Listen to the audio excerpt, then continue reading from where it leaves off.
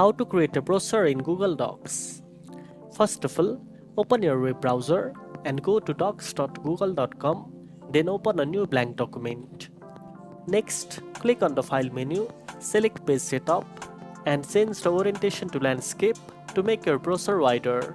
After that, go to the Insert menu and choose Table.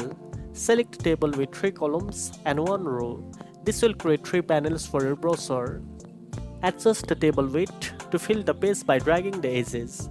Now you can add your text, images, and other content into each panel. Use headers, bullet points, and images to make your brochure visually appealing. To add images, click Insert, then Image. You can format text and images inside each panel to match your brochure style.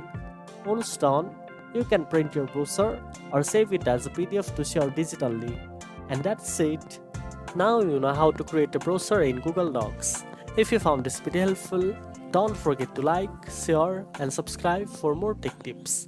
Thanks for watching, and I'll see you in the next one.